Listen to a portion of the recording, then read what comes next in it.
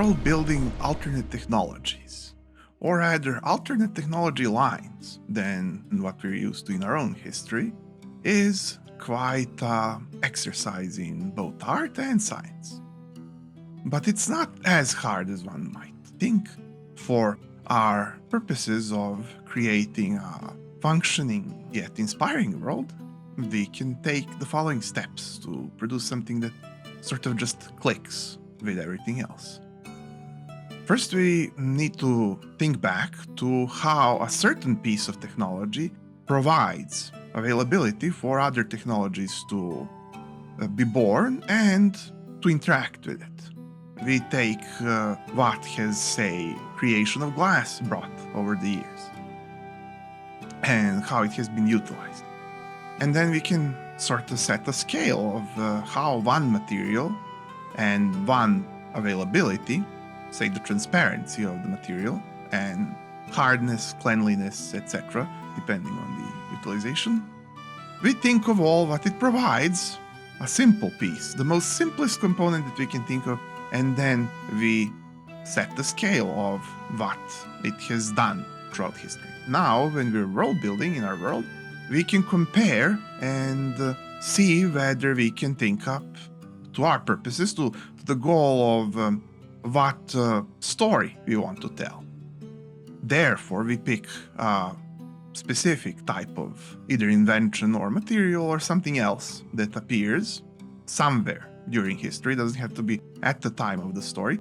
And then we think how much has it influenced technologies and made them cross-interact up to the point in the story, and how it will work soon enough if story involves heavy, or even not heavy, but involves some technological progress or leaps during the story.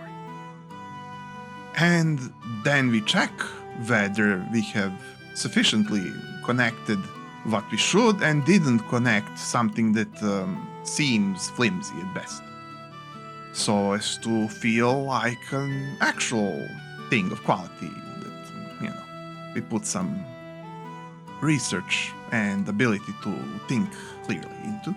Usually what I prefer to do is to create several differing points of input like this to create indeed a whole different technology line. Sure, it may have 90% of what we had at some point in history, but the 10% makes it also alien and different by the time you finish this reiteration through every point that you introduced, that to readers and players and anybody else it will look magnificently unique, original, complex, given that you had full control of how to make it from the beginning.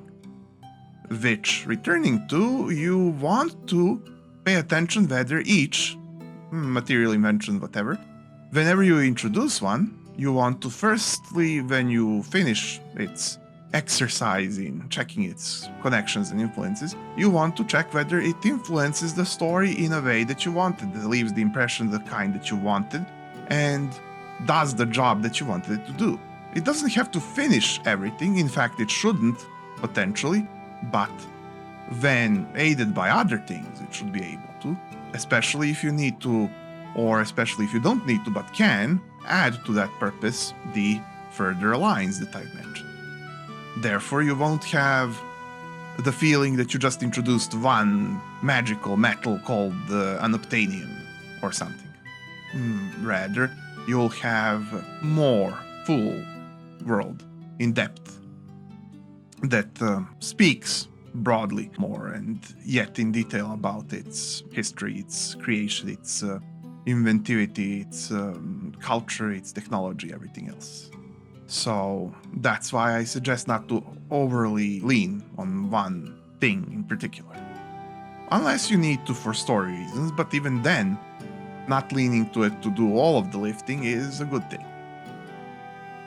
And that is how we world build for alternate technology lines. So adventurer, if you thought this was unique, maybe you can spare me a click and I can see you here next. And maybe even every week. Because every week I have more such things for you I make them myself. I'm Em, and welcome to dMTable. See you next time. Bye.